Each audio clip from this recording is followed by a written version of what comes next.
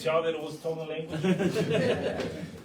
Greetings in the name of Jesus Christ. Lovely to have you here. Special warm welcome to our guests that are here today. Thank you for coming. I'll open us up in prayer and then we'll sing another song of praise to the Lord. Let us pray.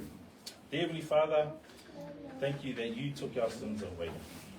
Thank you that we can see the red here and know it was your blood that covered our sins and made us as white as snow. Thank you for your Son, Jesus Christ, who is the perfect image of you, Lord. Thank you that we are here today, Lord. May our hearts be softened, may our ears be attentive to what you have for us today. In Jesus' name we pray. Amen.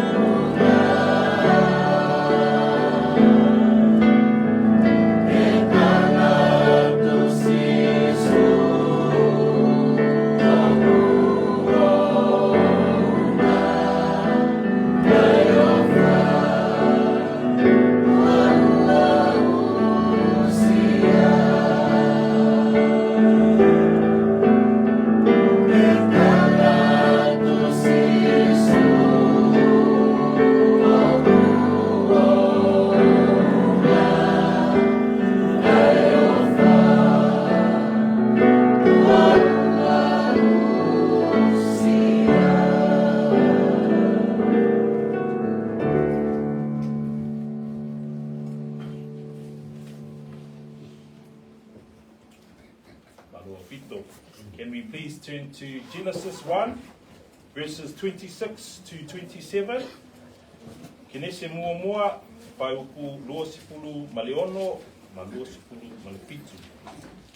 Genesis 1, verses 26 to 27. Kenese mua mua, pai upu loa sipulu maleono, ma loa sipulu malepitu. And as you turn there, the focus I want to make today is on us being made in the image of God. Imago Dei, as the Latin people say, or our theologians use that term, made in the image of God. Now, if we could start with our New King James Version Bible readers, please, and then we'll have it in Samoan, please. And if you're Tongan, just say it in your mouth. Okay? My apologies there. Then God said, Iya. Then God said, let us make man in our image, according to our likeness. Let him have dominion over the fish of the sea, over the birds of the air, and over the cattle, and over all the earth, and over every creeping thing that creeps on the earth. So God created man in his own image. In the image of God, he created him. Male and female, he created them. Kinesi mua mua, pai pulo sipulu maleono, alo sipulu malepitu, Iya. Una whetala I ane lea o lea tua. I nā tātou whairia o le tangata I lo tātou whātusa. Ia fōringa ia I tātou. Ia pule fōi I nātou I a o la sami. Mamanu pelelei, mamanu vai whā, ma le lau ele uma. A toa ma mea whetolofi uma e whetolofi ele. Ona whaia lea ele atua o le tangata I lona whātusa. O le whātusa o le atua na ia whaia ai uinga. Na whaia lea o ngā ua o le tane ma le whawhine. Thank you. Now, I brought up that I will talk about us being made in the image of God. It is a very big topic, and I won't do justice to the fullness of its teaching, but I hope that you will take some points away for you today and be encouraged. Just a couple of points, micro points before I get into my focus. It says here in verse 27, so God created man in his own image, in the image of God. He created him, male and female, he created them. He made male and female. Two genders. Now, in verse 26, he said, let us make man in our image according to our likeness. He made us in his image. We have not evolved from something else. So there's two shots fired at the secular teaching that we have in our schools today. But my point about being made in the image of God is that while we are made in his image, we are not God. Let's be clear about that. God is separate from his creation. He is creator. We are his creation. We do not share in the attributes of his omniscience, where he knows everything. We don't share in his all-powerfulness. We do not share the attribute of being present everywhere all the time. And obviously, we are limited, which is totally unlike God. We share a few aspects of God's nature, but not fully and not perfectly. Secondly, God has shared with us some faint semblance of him in unique ways. And here, just the context of this book, it's from the beginning. Book of Genesis is about the beginning, when God created the heavens and the earth, the creatures, day, night, creatures in the sea, animals that fly in the air. We have a special privilege in that we are created in his image. And just one aspect I want to bring up is that we are mentally, morally, socially different. If we compare ourselves to animals with our minds and our creativity, Looking at the aspect of housing, it has come a long way from the beginning of time. We look at animals, I suspect that birds have not changed how they have built nests for thousands of years. We can see here we've got air conditioning, we've moved on from lamps and torches, we've got a light switch. This is something to say that we are made in His image. And what is an image? An image is supposed to reflect something of the person or being that it is representing. We see a statue, it is representing somebody. It is not that person, but it is a representation of that person to in some way give glory to that person. But as we read on in the book of Genesis, we see in Genesis 3 that the image of God was corrupted by sin, a forbidden fruit, and we know the story, and we live that reality today, and that we see sin here corrupting the image of God. But praise be to God that He sent Jesus, right? In Colossians verse 15, so that's not a rugby term, 1:15, describes as the image of the invisible God. In 2 Corinthians 5:17, it says, therefore, if anyone is in Christ, he is a new creation. Old things have passed away. Behold, all things have become new. Jesus came to restore the broken image damaged by sin. And He came to show us that in His perfection. I'll just read from Matthew 22, verses 15 to 21. Matthew 22, verses 15 to 21, to continue this idea of image. Then the Pharisees went and plotted how they might entangle Him in His talk. And they sent to Him their disciples with the Herodians, saying, Teacher, we know that you are true and teach the way of God in truth. Nor do you care about anyone. We do not regard the person of men. Tell us, therefore, what do you think? Is it lawful to pay taxes to Caesar or not? But Jesus perceived their wickedness and said, why do you test me, you hypocrites? Show me the tax money. So they brought Him a denarius, and He said to them, whose image and inscription is this? They said to Him, Caesar's. And He said to them, render therefore to Caesar the things that are Caesar's, and to God the things that are God's.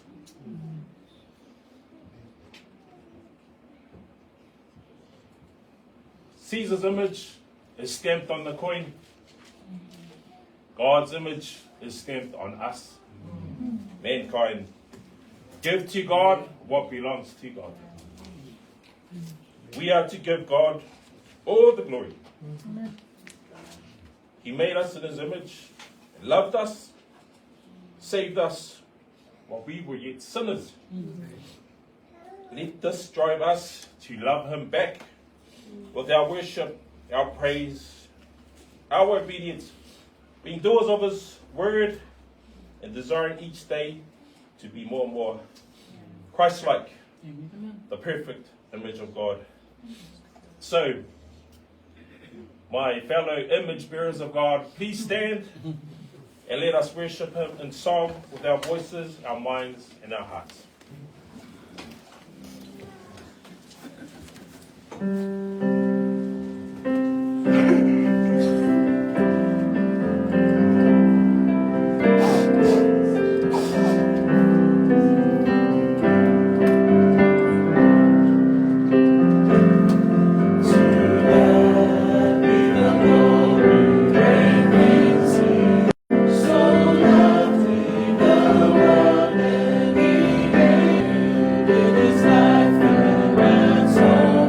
For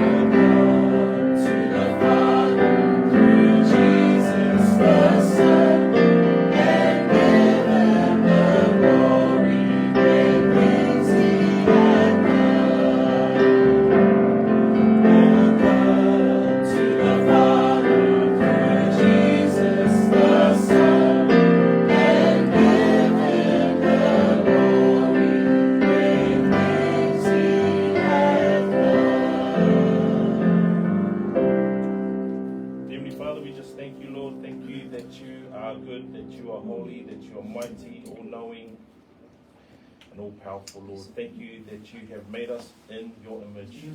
And while we have broken that image through our sin, thank you for your Son, the Lord Jesus Christ, who has come to restore the image, Lord. And I pray that our hearts are stirred to choose Christ as Lord and Savior. In Jesus' name we pray. Amen. Amen. Please be seated.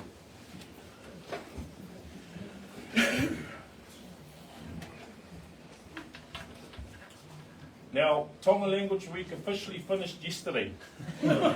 But we love Tongan so much here, we've decided to extend it by one more day. We're saying a hymn in Tongan. I said, Maluilele Whaamili.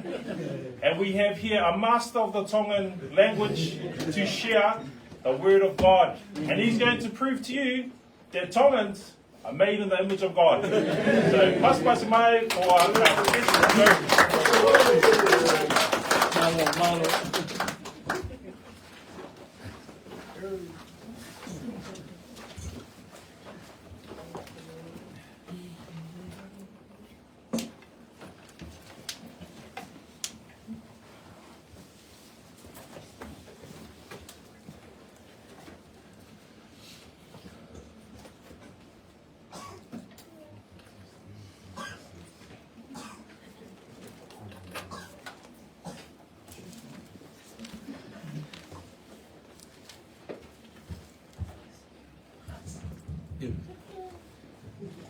Yeah, greetings family, in the wonderful and mighty name of our Lord and Savior Jesus Christ.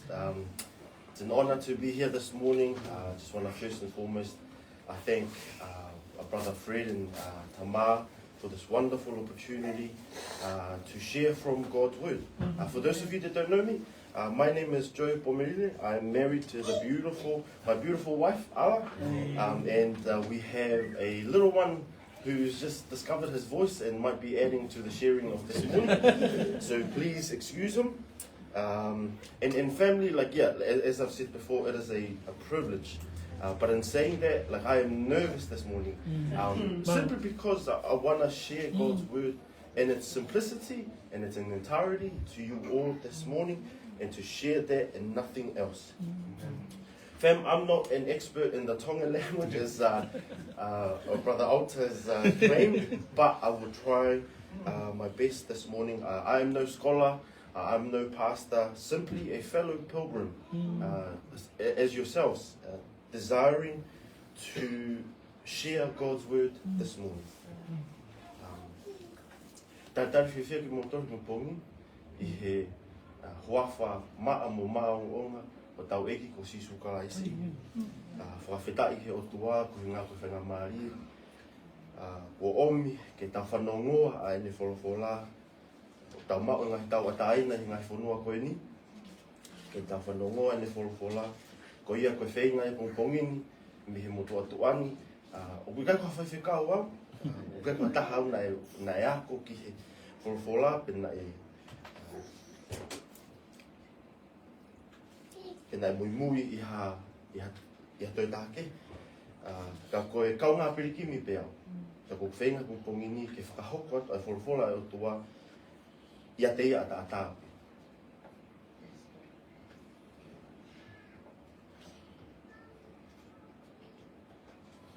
So fam, this morning I will try my best to go between Tongan and English as well. And please do feel free to ask any questions afterwards. I know, I think I'm probably not that confident with my Tongan, but yeah, please do ask some questions later on, and we'll try to go through and understand those things.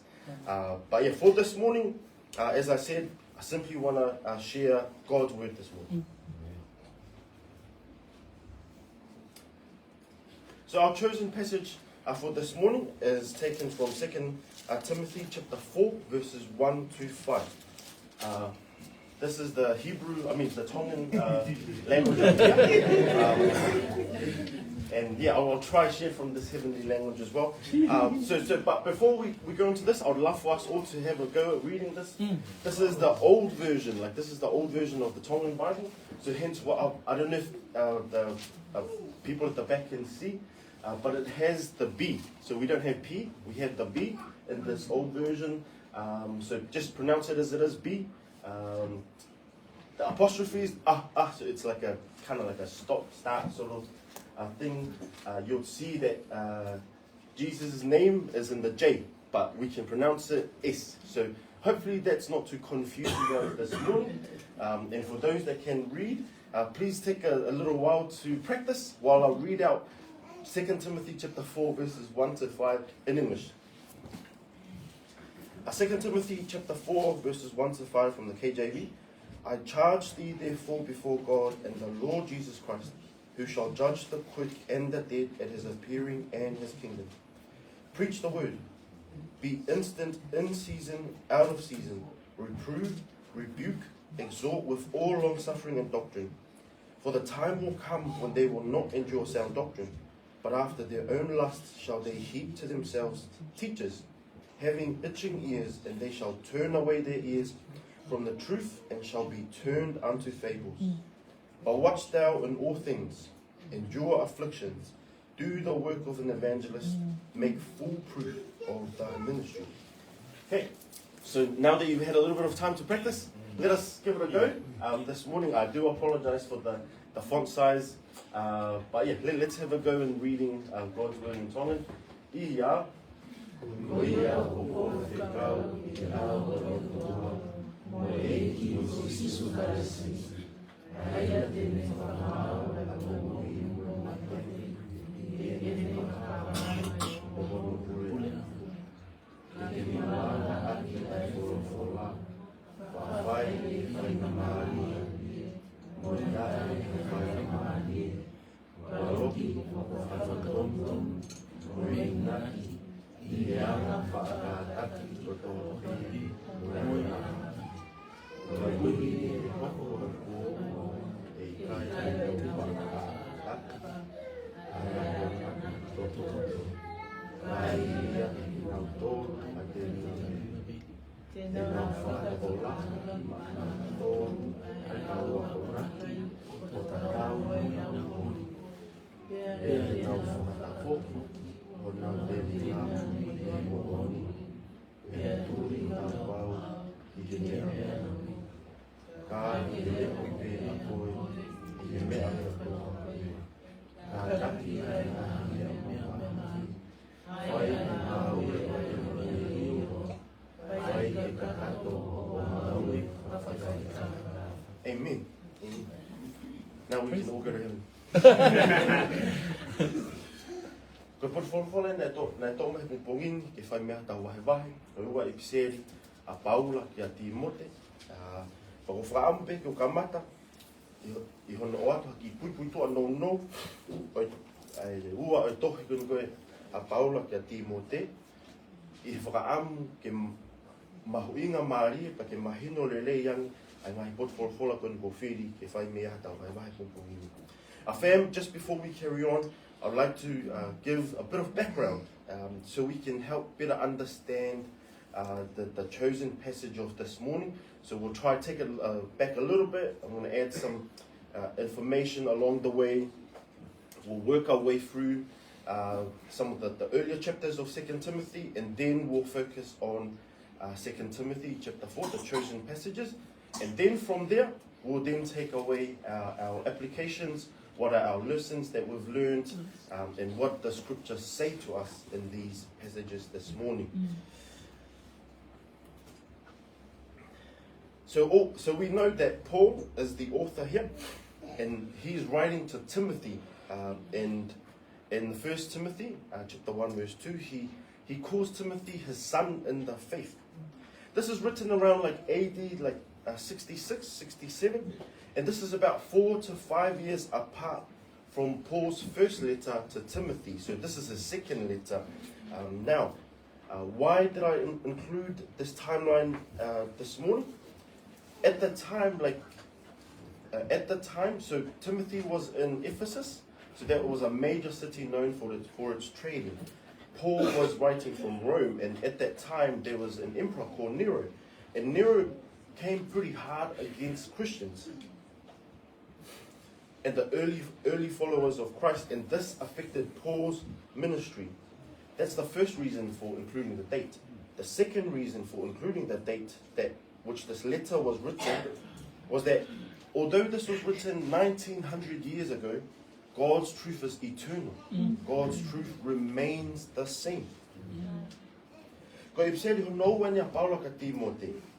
Da o ne whakalea Timote ko e ne foha I he tui.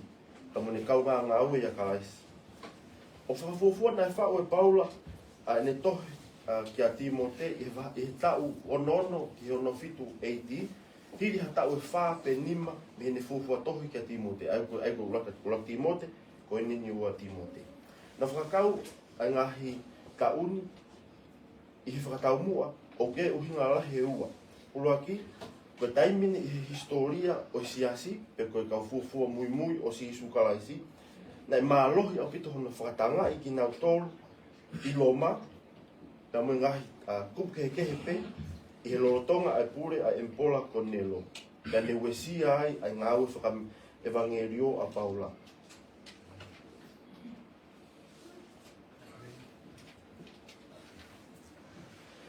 Family, we also know that Paul's writing this from jail. And he's writing this from a prison in Rome. This is almost like an unofficial third sort of imprisonment. Like they were the first and the second imprisonment that was recorded. This is an imprisonment that's like not so much recorded, but we know from 2 Timothy, like in parts of chapter 4, that we see like in chapter 4 verse 13 and 21 that talks like that. It doesn't say it's a jail cell, but it kind of describes him like sort of cold, sort of like, you know, sort of alone. People have left him in verses 9 to 11. Verses 16, he has defended himself alone.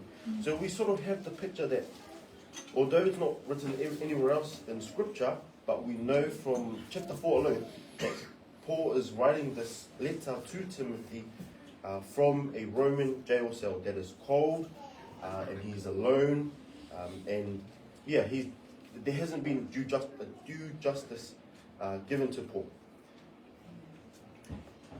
Ko whao I Paula I tohe noa koe ni, nei hoko lo tonga ni ngau pōpula, kana I kai ke hiki tohe ni I toi whetu kehe I hokawa fo o.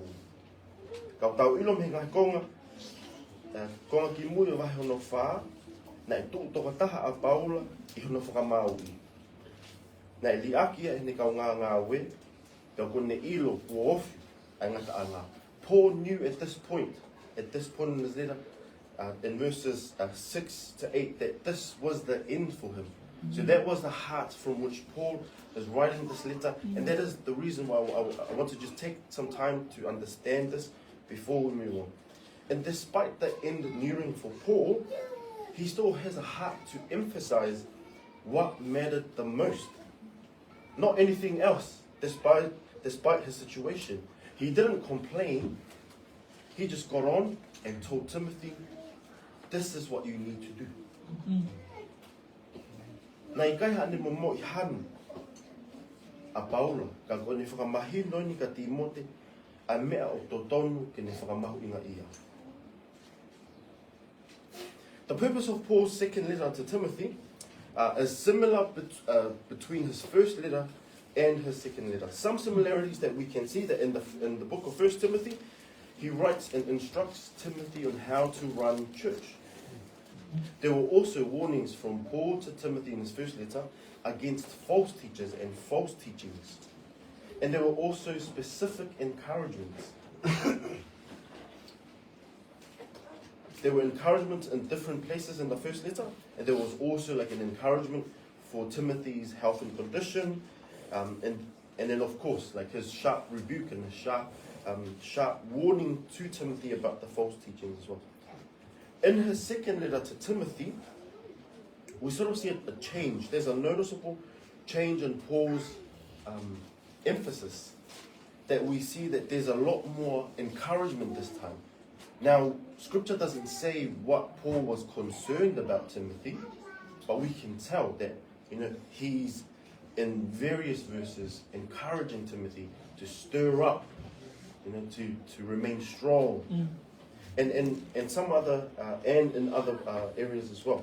Also, in this letter as well, the purpose of this letter is his final encouragement of Timothy, but also at the same time warning against the false teachings and the teachers. So there's a thread of encouragements and warnings in Paul's letters. Make sense? Yeah, yeah.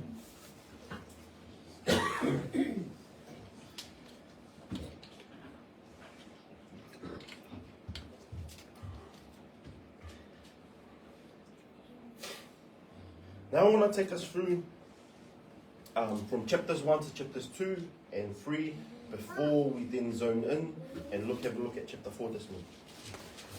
Chapters 1 to 2, we sort of see Paul rejoicing over Timothy's faith in 2 Timothy chapter 1 verse 5.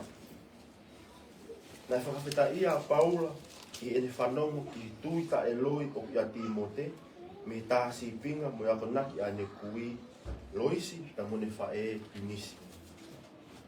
This unfeigned faith in verse 5 of chapter 1 was the work of his grandmother Lois and his mother Eunice, and also Timothy's time with Paul. Ko whaamu pampungi ni teo omhanga I whamatala pa teo omhanga I poin lalahi me he wahe uloaki ke wahe no tōru I whakaamu mo tau mua ke tau kono lelei ke tau mahino ke tau mahino lelei yangi ai wahe no whaa mo ngahi mo potfolfola na I ma tau tōru pampungi.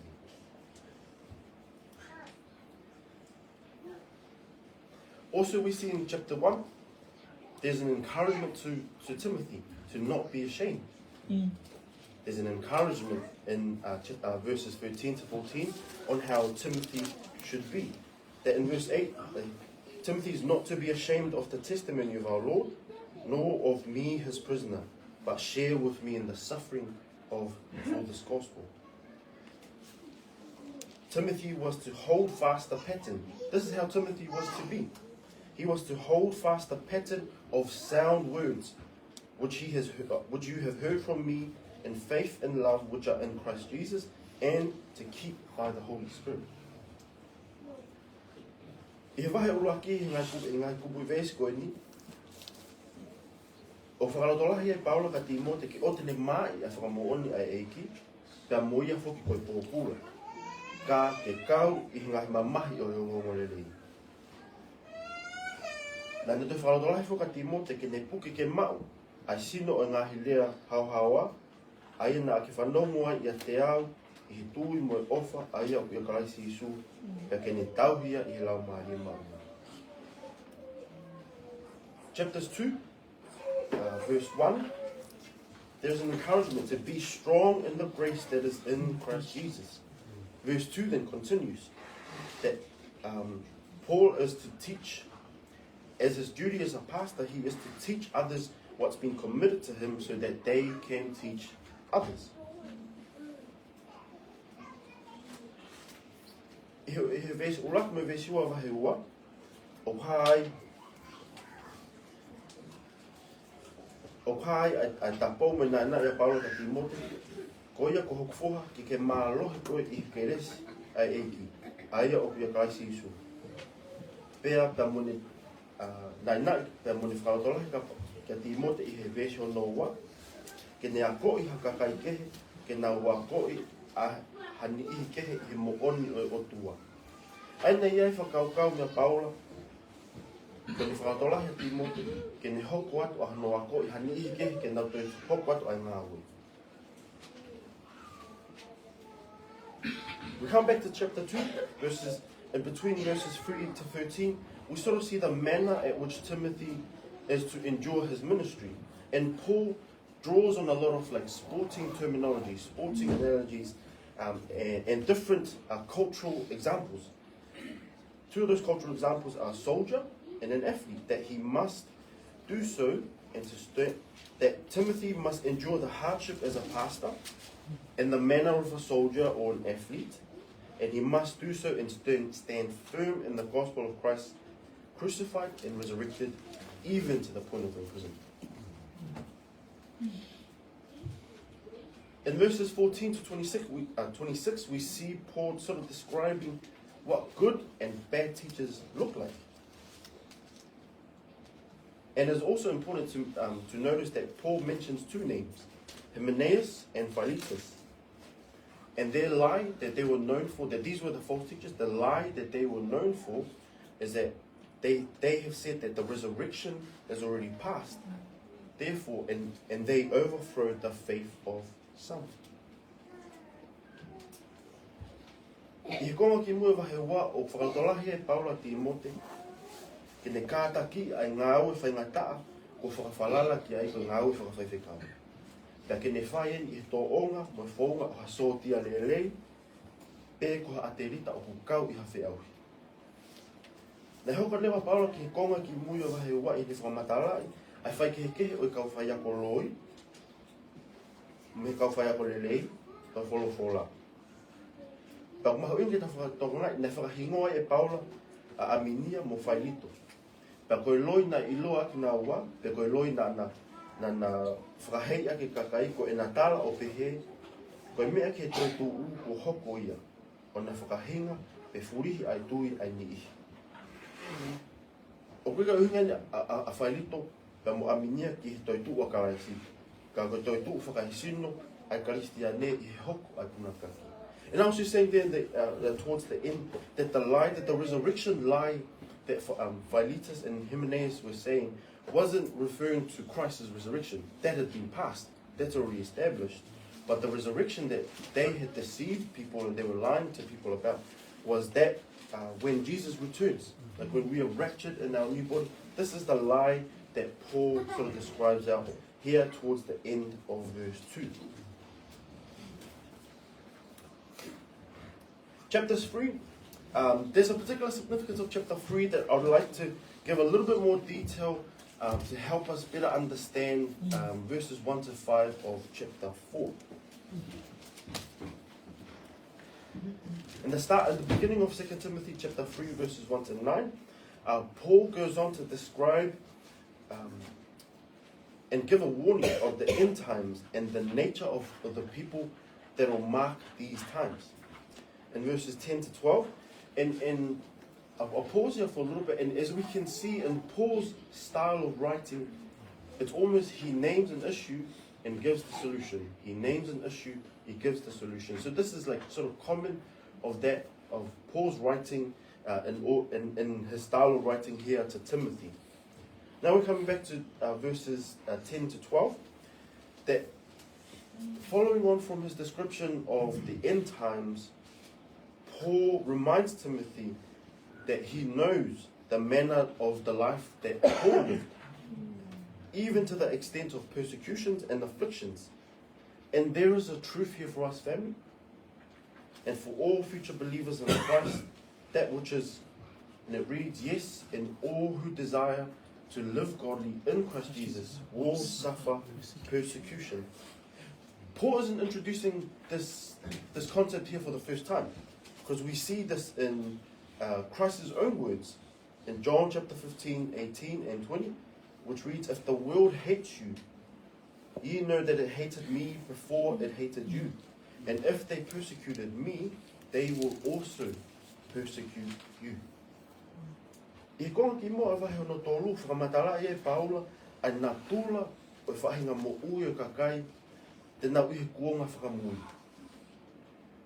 Pea hiri in ne whakamatala e ngahi nā tula mo ngahi nau o kakai e taimi koe ni, nei whakafofoki mai e Paula ne whakamanata ke Timote.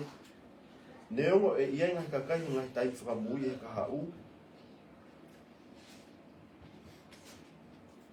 Ka kone ilo, ko ilo Timote mea Paula, ai whaunga mo ui, nane mo ui aki, o au tuna whakatanga e, ka mune kātaki e ngahi mamahi ke, nei hoko ki ai. Ka koini e ta whakamanatu, koini a whakamanatu, mo mo oni whakaotua, o tolonga mo ta ingata, ke te tau tōri kong whongingi, i ngai kupulia kong kupehe, iyo ka koki nau tolu ko toa pē o gloto ke mo uianga whakaotua ia karaisi isu e whakatanga i ki nau tolu.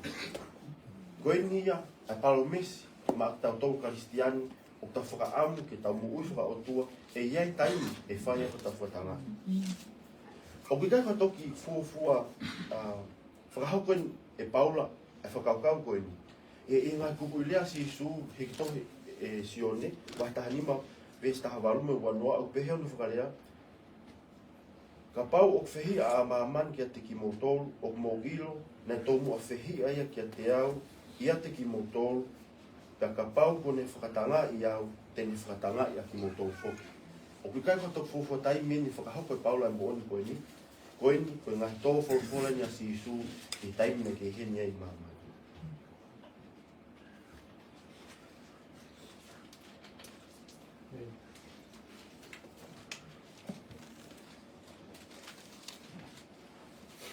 Paul then shifts here his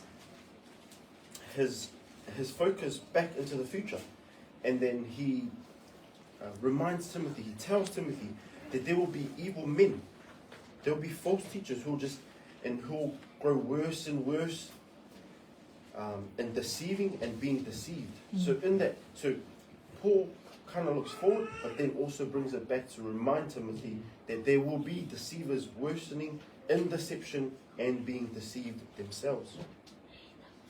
But once again, as Paul warns against something, he gives the instruction, like he gives the encouragement to Timothy in verses 14 and 15, and that's to counter the false teachings and what that time will look like in the future. And it reads that Timothy must continue in the things which you have learned and been assured of, knowing from whom you have learned them, and that from childhood you have known the Holy Scriptures. O whātaukanga e Paula hen, o whakmele e whakamamafa Paula, e iai hangai kakai kovi, e tēnau tupulaki. I he kovi, ki he kovi, he nau kākai, e kakai kehe, e kākai mo ki nau tōu. Ko hunga Paula he ni, i ngai whaia koroi, te nā hau, o kau me ki se asi e ka hau. Ko tāli rewa Paula ka tī mō te, i paraparema koe ni,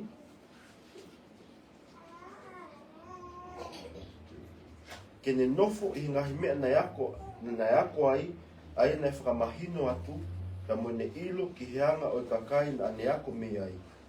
Ka mo talu o varevare, ko ke maheni mo i tohi tapu, aia o kune mawhai ke whakapoto, koe ke me ma ai whakamoui i tui i a karaisi isu. And that's what we sort of see here, family. Like in chapter 3, there's a future description of the end times. There's an eternal truth that for those who live godly, they will be persecuted. There will be false teachers. There will be evil men. They will grow worse and worse in deceiving. But here in verses 14 and 15, Paul reminds Timothy that he must continue in things that he's learned, being assured of, knowing from whom you have learned, from Paul, from Lewis, from Eunice, and that from childhood he has known the Holy Scriptures. And verses 16 and 17 is a cornerstone verse that Paul reminds not just Timothy, but us, the readers today, that this is the inspiration of Scripture. Can I all get us to read, if you can see from the back, 2 Timothy chapter 3, verses 16 to 17. All Scripture is given by inspiration of God and is profitable for doctrine, for reproof, for correction, for instruction in righteousness, that the man of God may be complete, thoroughly equipped for every good work. Amen. Ko ene whakamanato Paulo ka Timote, ka muktau tolfo ki ngahi ahonu. Ahono whakamanawa, ai wholofola ka kato, mea se nes kia whakaha, o i kai ngata pe ngahi lea si isu. O aonga i ngahi kubui ves koe ni, ves taha noma taha whito, o kia ngahi kubui lea koe ni. O aonga ki he ako naki. Waloki, whakatontoni, whakapoto i he maoni o ni, i he uhinga hauhaua, i he uhinga ke hauhaua e tangata o tua, pia kakato hono te teu, ki ngahi ngāu e lei kotoa pe. Koe ni e whakamanata Paula, i ene whakafofoki, ai manato ti mo te, mo ne nainai, mo ne tapou, mo ne whakatokanga, i he wahe hono tōru. And I hope that's made sense so far from chapters 1 to chapter 3, just giving a bit of like background and understanding to those preceding chapters and verses. And then now we're going to have a look at 2 Timothy chapter 4 verses 1 to 5. And fam, can I just get us to quickly read the passages up here this morning? 2 Timothy chapter 4 verses 1 to 5. I charge thee therefore before God and the Lord Jesus Christ, who shall judge the quick and the dead at his appearing and his kingdom. Preach the word, be instant in season, out of season, reprove, rebuke, exhort with all long suffering and doctrine.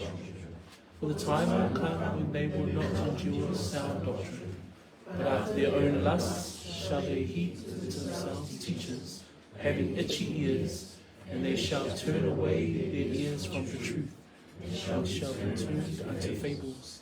Watch thou in all things, endure afflictions, do the work of an evangelist, and full proof of thy ministry. Amen. Verse 1.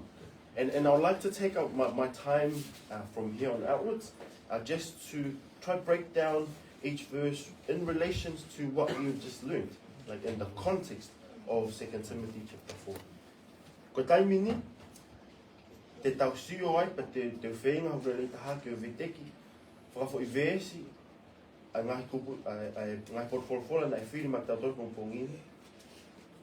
O whakawhela vei ki he mea kua tau osi whanong ki a ime he wahe ulu aki ki he wahe ono tōre. Ka koe tō koe hopat pēni me ngahi wahe koe aki mua. 2 Timothy chapter 4 verse 1. I charge thee therefore before God and the Lord Jesus Christ, who shall judge the quick and the dead at his appearing and his kingdom. In Tongan, and I'll just read out the Tongan.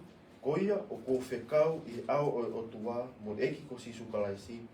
Aia tene whakamau ai mo ui mo mate I ene whakaha mai mo hono pule anga.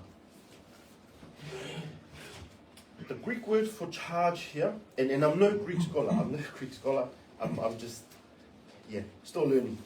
The Greek word for charge here is diametromai, and it's a solemn testimony, and it's a witness given to someone. There's other places where Paul uses the same word charge, but in a different context, like in a different sense of a military order. Here, in verses 1, Paul uses this Greek term to kind of give the emphasis that this solemn testimony is serious business. This solemn testimony is a serious obligation for Timothy and for him not to take this lightly. And this word is only used once. Elsewhere in 1 Timothy chapter 5 verse 21, which we'll sort of look into soon. But the intent that we see here is Paul's trying to get Timothy's full attention and total obedience to what he's about to share, to what he's about to say, and to what he's about to instruct. So that's what we see, that I charge, that he's about to give this solemn testimony, a serious instruction.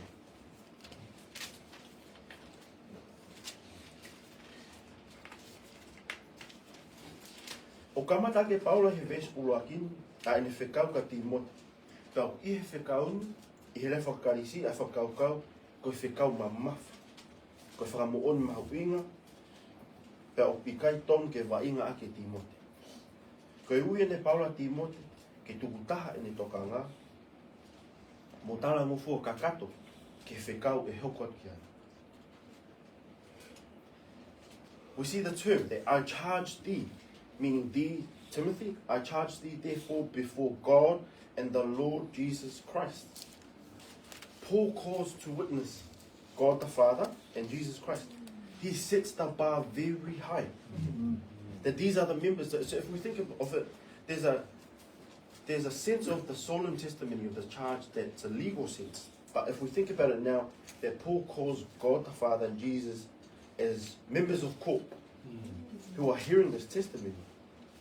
Paul doesn't call himself or anyone else to be a witness, but he calls on the first two two beings of the triune Godhead, God the Father and God the Son. And this is the fourth use of the phrasing before God and the Lord Jesus Christ by Paul. And it's a phrasing that gives a seriousness that has to be observed. And it's to follow that charge that he has given. In the 1 Timothy chapter 5 verse 21, we hear the Paul charges Timothy before God the Father and Jesus Christ that he is to take very seriously the disciplining of an elder, as he has to do it without preferring one before another, doing nothing by partiality. Timothy is commanded before the witnesses to show no partiality when it comes to disciplining the elders. O whakahawai Paula e ne whekau, ka kone whamon mahu inga koe ni i he ao o tua mo eki ko sisu karaisi. O whakamamawha i ne Paula, o kukai ko ia, pe ko hatoi tahake o whakamooni ki he whekau. Ka koe ngo me mipa e ua e toko tolu tok tahai o tua. O tua koe tamai, o tua koe ao. Pau ne omi e whakaukau, koe kau whakamooni koe ni, o kune omi, ai mahu inga o whekau, pau ne to hiki haki. Pau ne to hiki haki, ai tokanga o whemau, mea Timote, ke whai ki whekau koe ni. Pau koe kai patok whawhonga aki ni e Paula ai ni kupui lea koe ni i he ao o tua mo e kusi kaisi. Ko tahi ngai whakatātā, o ni ngau aki e ngai kupurea, ko ni kuhaia i he rocky mote whai nima vesu wataha, i he whekau e Paula ka Timote i he ao o tua ka mo sisu karaisi, ke oua e whai whiriwhiri mānako, ahono waloki e Timote, e kau whai kovi, ko whai kovi. Ko whekau mahu inga, e nei pau ke mumia Timote kia. We see the term, so Paul starts off, I charge thee therefore before God and the Lord Jesus Christ. We know now the witnesses. Who shall judge the quick and the dead at his appearing and his kingdom? So, this is a common description by Paul that he does to explain the attributes of Jesus and his role, that he will judge the living and the dead. Paul is also showing here that even though he's been in ministry and towards the end, he's still looking forward to the appearing of our Lord and Savior Jesus Christ. And that is what he reminds Timothy this morning. And he reminds Timothy that there will be an accounting of the work he is to do. And that is for us believers as well. There is an accounting of the work after the cross. There's no work that can save us, but it's only the work after the cross, once we've placed our faith in the life, the death, the burial, and resurrection of our Lord and Savior Jesus Christ. O kukai sola ka Paula, ai ne tānaki haki whakamatala no, o nā tūla o sisu i ene ngahi tohi.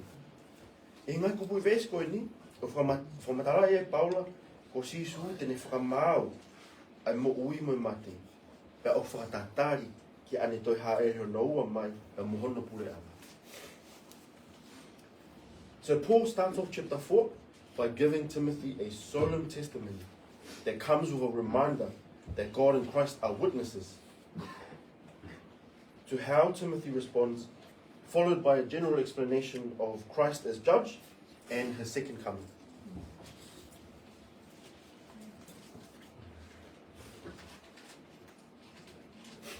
Verse 2 of 2 Timothy chapter 4, preach the word.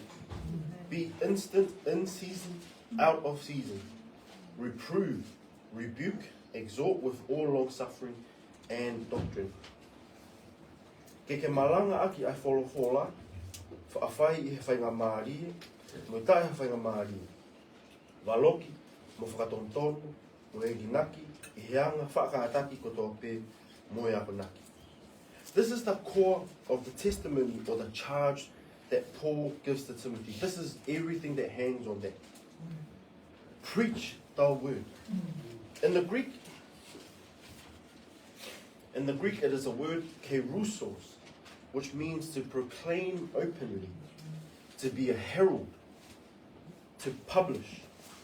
And in the Greek, it also gives a suggestion that there's a suggestion of formality, gravity, and an authority which must be listened to and obeyed when the word is preached.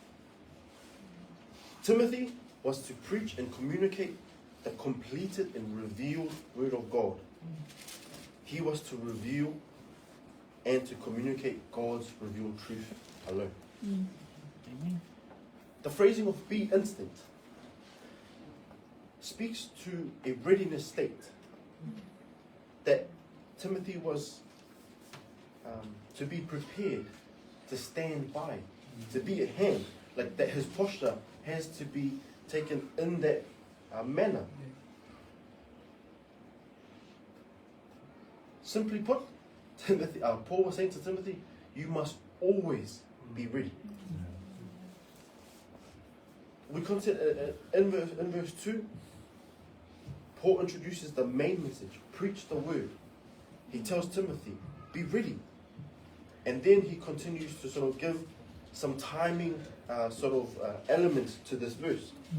And the in season and out of season doesn't refer to what we commonly know as, like, with sports, there's a on season and there's an off season. No, like in the Greek for these in season and out of season, it means, for in season, it points to the opportune or convenient time when it is popular to preach God's word. It speaks to the times where the circumstances are friendly in order to preach God's word. And when one is supposed to and is not resisted.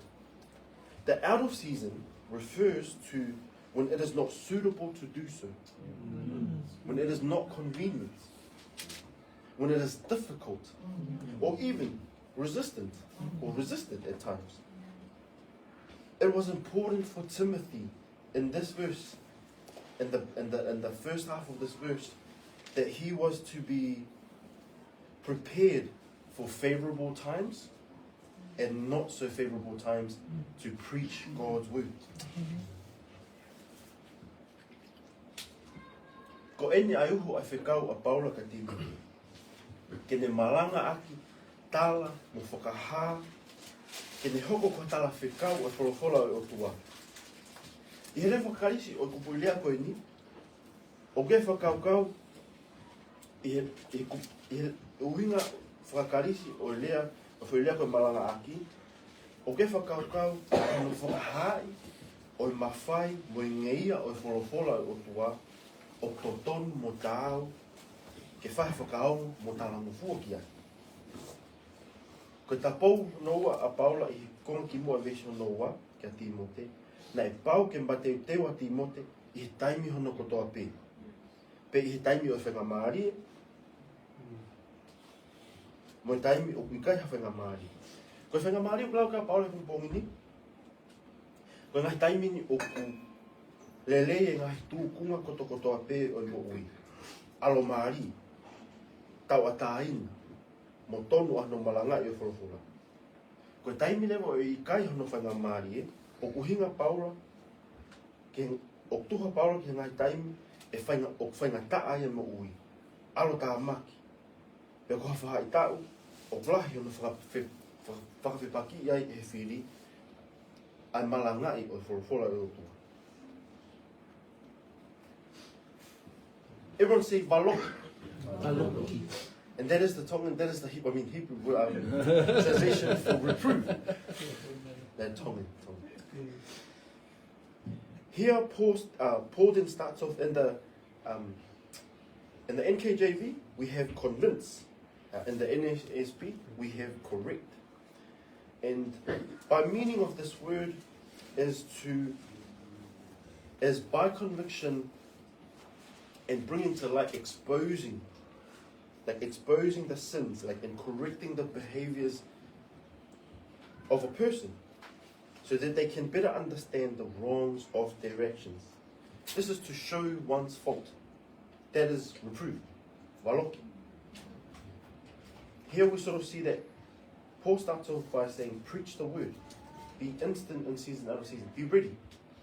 That And in the preaching of the word, there is a correction, like there is a convincing, there is a conviction and reproving, rebuke.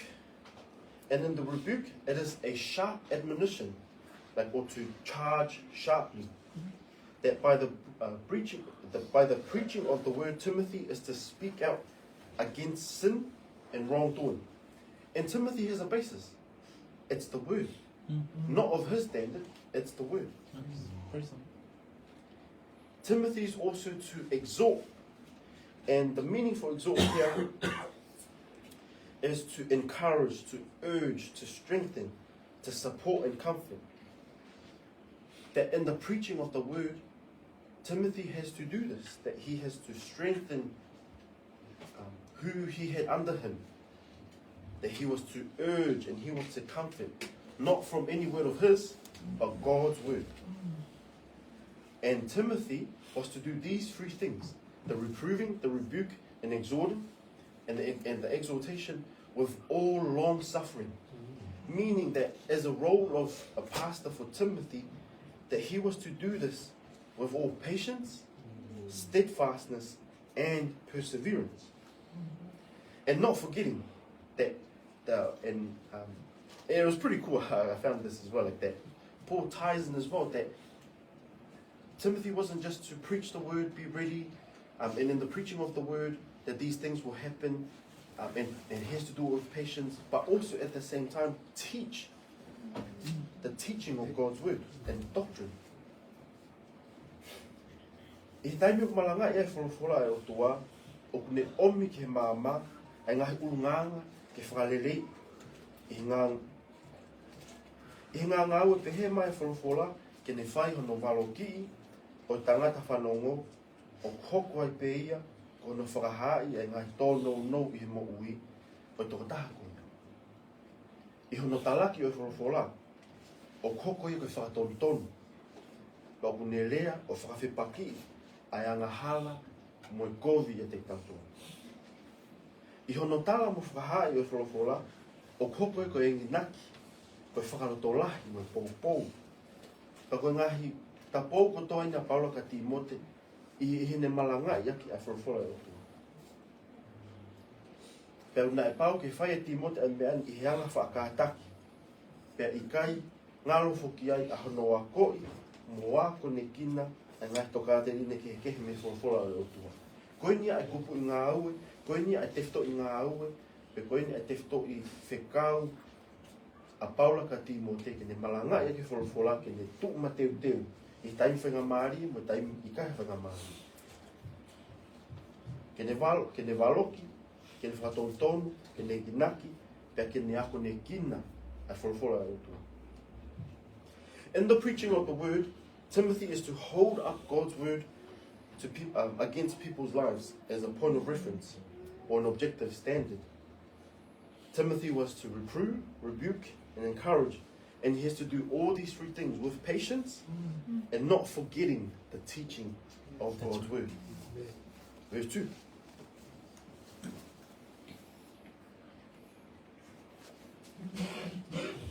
Verses 3 to 4 read, "For the time will come when they will not endure sound doctrine, but after their own lusts shall they heap to themselves teachers, having itching ears, and they shall turn away their ears from the truth, and shall be turned unto fables."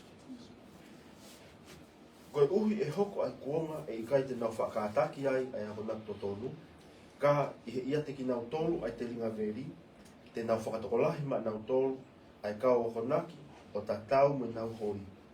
Pea te nau whakatafoki o nau te ringa me mo oni, pea tūri tau pau ki mea loi.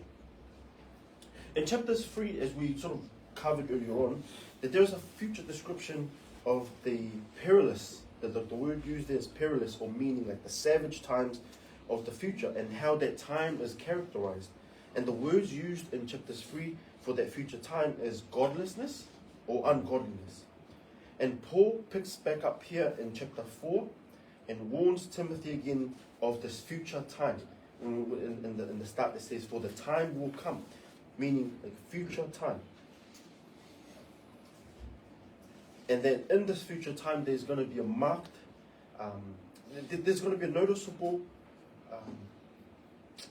characteristics of that people won't endure sound doctrine. Man's natural tendency is not to keep focus on God's word. Why? Because God's word confronts us in our sin. It shows us our sin. But praise the Lord, it doesn't leave us at that. It gives us the hope. It gives us the answer. It gives us Christ. And this is what people in the future, won't endure. And in the Greek for endure, it has the idea of to hold up, to put up with, to hold oneself upright. So meaning these people they will no longer put up with sound teaching. And the sound meaning uncorrupt, undefiled, and healthy teaching of God's word. People will no longer put up with those. But what do? But after their own lusts shall they heap to themselves teachers. The lust here sort of speaks to the desires or the longing, especially for what is forbidden. So people will leave God's word. They will leave God's truth. And they will follow their own desires. They will follow what they've been longing for, that they themselves know that is forbidden. I he konga ki mua wahe ono tolu, I ngahi I he vesi uraki ke hiwa, o ke whakamatala a Paulo ke kahau. Ke kahau ko nuku mai. Ko ngahi taimi whakatu tā maki. Pea ko hono anga, te whakafotunga e taimi koe ni e ilo aki, e ilo aki ia, koe taimi tae whakaotua, pea mohono anga, koe tae maoni oni. Nai toi whakafok mai, e Paula ene toka anga ka Timote, whikau aki mo taimi ke kahau, pea whakailonga aki ia, ai kakai, hei kai te nau ke kātaki, ai toka te rine rerei, o wholawhola e o tua, pea e toko lahi, o nau kakai. O whakanatula ki tangata, a ene hanganga kehe, polo me wholawhola e o tua. Ko hao no hinga, ko wholawhola e o tua, o kune whakailo ki te tautolu, a e tauanga hala. O kui whakaukau o e kātaki I, a e puke haki, puke mau, mo e tuu mau I he wholawhola o tua. Pa koe ngahi mea e I kai lava e toko lahi, I he kaha o tauhi. Te nau li aki rewa ngahi mea ko ia, te nau li aki e ngahi ako naki to tonu, mo hao hawa, mo kau whai ako rerei o wholawhola, ka nau turi tau pau, ke ngahi hori kovi, o e nau kakano. Koe whakamatala rerei o e hori kovi he pungpongi ni, koe whaka a naua, tau te whito ki ha mea o tapu.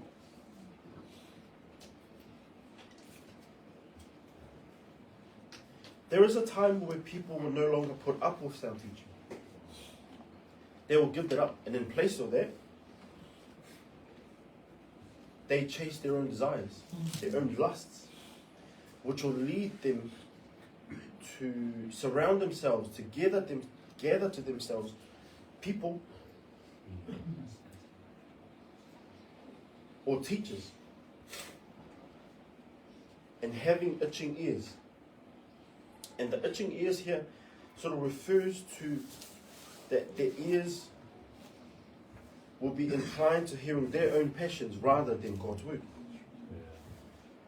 Their ears will be swept up by any diverse range of personal wants. It could range from the biggest thing or to the smallest thing. It is anything but the truth. And these teachers here, that people when they move away from truth, that are gathering themselves around, they're not the teachers that Paul is continuously encouraging Timothy to be. They're not the good teachers. These teachers are the bad teachers.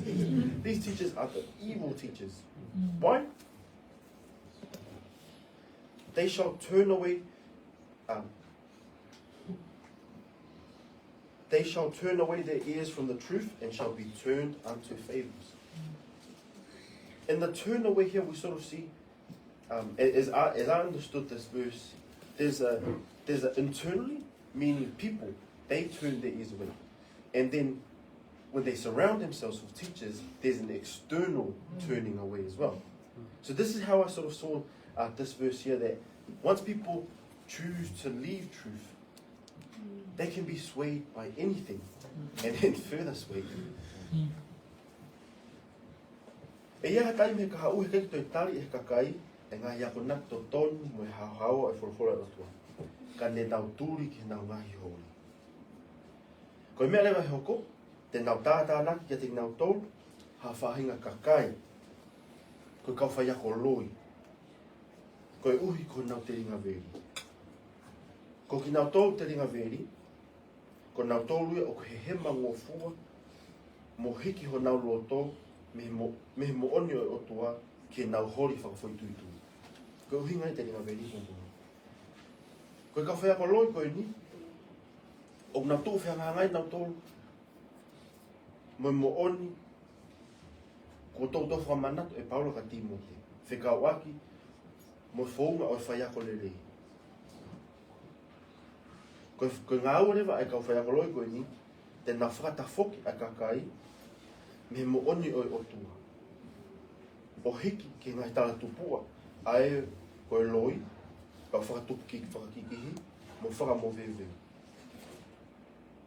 There's a joint effort there that goes on.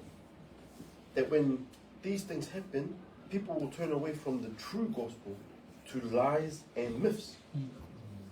As the word here, fables means.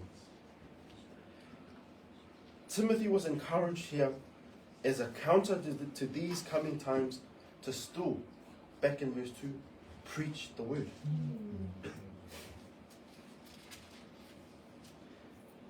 We come to the last verse this morning in 2 Timothy chapter 4, verse 5. But watch thou in all things, endure afflictions, do the work of an evangelist, make full proof of thy ministry. Ka ke leo pe a koe I mea kotoa pe. Ka taki ai ngahi mea mamahi, whai ai ngā aue o evangelio, whai ki ka kato po ngā aue whawhawhikau. We see in verse 5 that Paul goes on to describe these things, and he starts off here in verse 5. So Paul charges Timothy a heavy charge, like a solemn charge. He then continues to give the core of the message. He then explains sort of like the future times. But then in contrast, so like when we see, but it is an emphasis. And the emphasis is a change of tone. That Paul goes away from explaining and characterizing what those future times and those false teachers will look like. And he contrasts Timothy to them. And when he starts off, but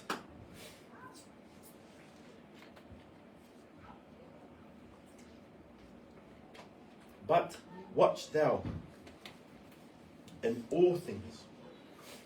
In the Greek for watch thou, it means to be sober. Not meaning to be 5 years clean, 10 years clean from alcohol. No, this means like a focus, like a full focus, and a keeping of Timothy's head in all things. Like he was to keep his head in all situations. He was to be self-controlled. He was to be focused. So that's the meaning here. And the watch thou that sort of Paul charges Timothy in verse 5. I he pāki for all, o whamamawhai e Paula, ka kokoi.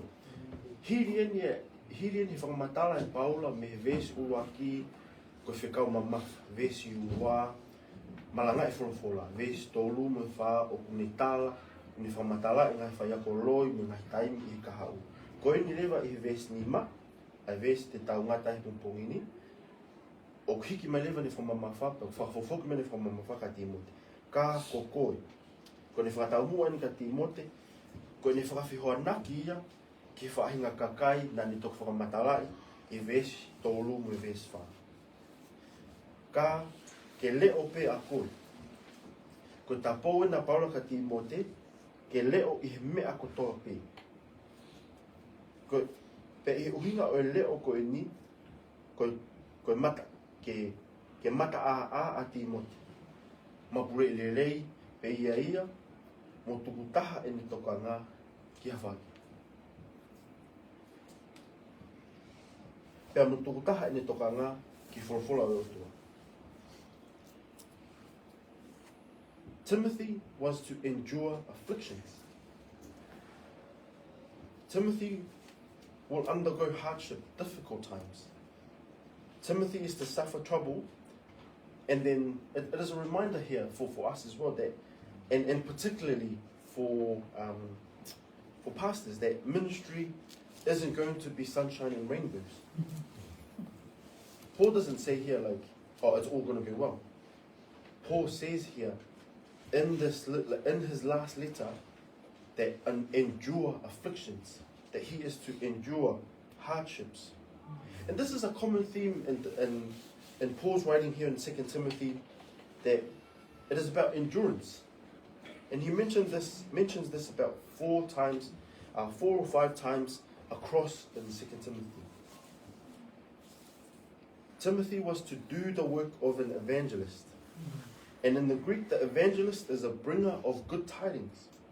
And it is a name given to the New Testament heralds of the salvation that is through Christ Jesus, but not necessarily apostles. I hope that makes sense. So, like, the evangelists was a term given for those that shared the gospel, but not necessarily eyewitnesses of Christ. See here, Timothy wasn't just commanded to preach the word, but he was also to share and to proclaim the good news, the only news that saves, and that of Jesus Christ. Paul didn't call Timothy to an office of evangelist, but he does call him to do the work of an evangelist. Timothy was to make full proof of his ministry, meaning to carry out to the fullest extent, to accomplish in its entirety. And it has the picture, as I've said earlier on, that Timothy has to do his work to the very last bit. There is a call here for Timothy of obedience in completing all or whatever calling that God had given him. Ko nai mo tapo paro ka Timote I ves ko ni kene kātaki a ngahi mamahi kātaki a ngahi whaingata o ngā ui whawhewhekau. A hono ngahi kovia. Nei kai lawa Paula hen, nei kai ole Paula ha ongo rerei pe ko amana rerei ma Timote ki ka hau. E ilo rerei Paula ko ngā ui whawhewhekau e tau mo whaingata. Ka koini o kune whamanatu kia Timote kene kātaki a ngahi mamahi. Ko taha o ngā wha evangerio o iloa ia, ko toko taha o kune talaki ai o ngongo lelei o si sukalaisi, o ngongo lelei o mo wita e ngata, o mau ia kalaisi e. Nei kai ngata peo no whekau e Paula Timote ke malanga ia wholofola, ka ne ui fokia ke ne whai mo ngā ue koe o hataha o kune tala mo whakaha ai gospeli. Pa whakapapau lewa kia Timote, whakapapau lewa e Paula ka Timote, kua pau ke ne whakakakato a e le ngā ue whakawhaiwhekau. Kua pau ke ne whakakakato, pa mo tala mo whakakato ke ui e whai kia he otua.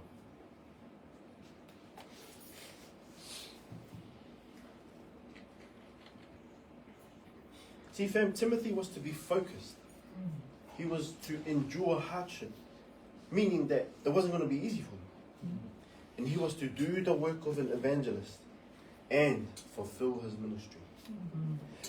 The remainder of chapter 4 then goes on to Paul talking of explaining his current situation, his imprisonment, and the end looming for him, and his abandonment by his fellow co-workers. But also towards the end, he reminds Timothy of God's faithfulness in his situation. So what can we take from this morning? Or what applications can we take from 2 Timothy chapter 4, verses 1 to 5? Koe ko tau me ke ngataanga o tau sio, mo tau ngā veteki ke tau mahino lelei, ai wholawhola o toa he pongini. Koe hana e lewa hata wako naki. Me he kupu I wholawhola ne to o me ai e tau hai wahe pongini. Can I start off by these simple applications? The first is that we are to be reminded, just the same way as Paul charged Timothy before God the Father and Jesus Christ, that us as believers, our lives are before the Lord. We don't live this life. We don't live this life freely or to our own desires or that. That we got to remember, our lives as worship is before the Lord. Ke tau manatu.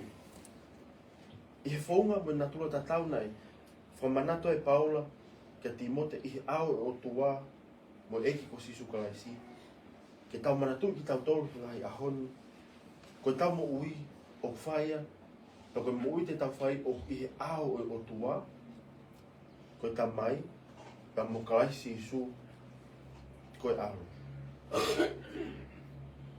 Ma mea whakaukau ke o te tau vai inga ake tau mo ui, o te tau whakanga kehe, o te tau lai tokanga ka ngai mea o pikai aunga. Koe hano o hinga, koe ngā, koe tau mo ui, o tau mo ui I he awe o tua.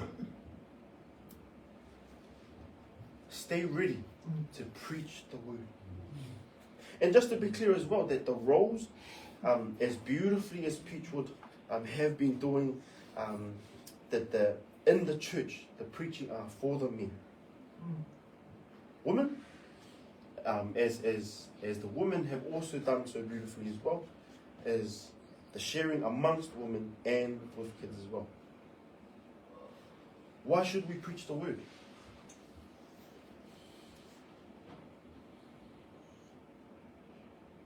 To our unbelieving friends and families, and those who are in those situations, Romans 1:16.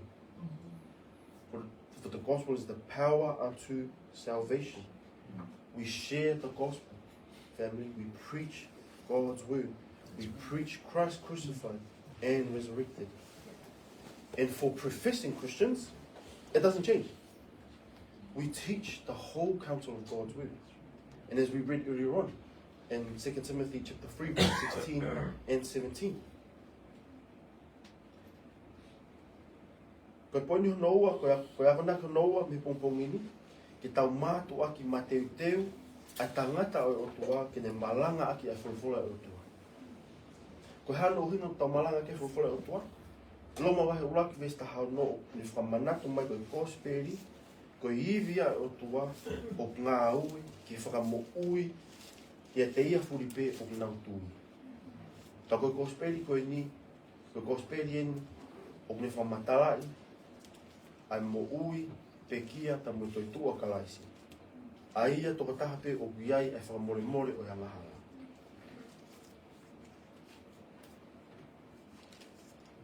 Be very careful to remain in truth. As we saw earlier on, that a degree of variation, that like a slight change, the smallest degree of variation or going off course from truth is very well dangerous, as we read in verses 3 and 4. Let us please not seek the minute of things like a fine speaker over a faithful preacher. Let us not seek the cool, expressive guy over the monotoned, faithful preacher. Let us not seek the church that is most famous or growing in numbers, but let us look to be grounded and be planted in churches that love and revere God's truth. Once we leave God's word, game on. We will come to believe in anything. How can we do this to keep ourselves in check? Few passages, 2 Timothy chapter 3, verse 15 and 16. That God's word is inspired. And as late elder of Waterhole always says, that this is, that in scripture shows us what is right, what is not right, how to get right, and how to stay right. Simple as that. Acts 17:11. We are to test, even for myself this morning. Go back and test. Hey, that's a little bit too loud on the amen. Go back and test what you've heard this morning, but not to fret. As much as I love my brother, not to ronji, like not to taman, but go back to God's word for yourself. 1 Corinthians chapter 2, verse 10 to 11 speaks of a self-examination that we have to do, and we need to check where our hearts are. We need to check if we are entertaining ourselves in the slightest bit to go and to move away from truth. Poino na tolu pompongini, ke tau mātu aki tō kanga, ke tau nofo mau I he mo oni o tua mo ne whorofora. Ko tau mawahe pe me whorofora o tua, ko tau tūia ka whahinga mea pe ka whahinga loi. I feel it. And then finally, let's be about our Father's business. Let's be focused. Let's be self-controlled. Let's be sober. Let's go about the work of an evangelist. Meaning, let's share this good news. Let us be faithful and obedient to the ends of what the Lord has called us to do. Koe hana whaumimui, e pompongini me ngahi, pui bēs na whai mea tau waiwai pompongini. Ke tau nofo aki whai, mo tau lango fua, ki he ui ai o tua ke te tau koe.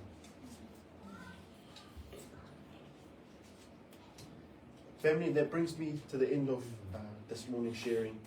And I'd like to read again from 2 Timothy chapter 4, verse 1 to 5. I charge thee therefore before God and the Lord Jesus Christ, who shall judge the quick and the dead at his appearing and his kingdom. Preach the word. Be instant in season, out of season. Reprove, rebuke, exhort with all long-suffering and doctrine. For the time will come when they will not endure sound doctrine, but after their own lusts shall they heap to themselves teachers, having itching ears, and they shall turn away their ears from the truth, and shall be turned unto fables. But watch thou in all things, endure afflictions, do the work of an evangelist, make full proof of Jesus. Let us pray. Father, as we come to the end of hearing from you, Lord, let that not be the end of us going back to your word. Let that not be the end of us opening our words, opening up our Bibles. Father, I pray that whatever is said of you, Lord, would you let that sink? Would you let that settle in? Would you let that be ingrained? Father, and whatever is said of me, Lord, would you turn their ears away? Would you turn the believers' ears that are here this morning away from those lies, Father, and back to your word, back to your truth. Lord, we pray that this time was glorifying unto you and edifying unto the body. Lord, we ask that you bless the hearers, bless Tamar and Fred and the congregation here in Peachwood this morning. And Lord, we commit all things unto you and letting your will be done. In Jesus' name we pray. Amen.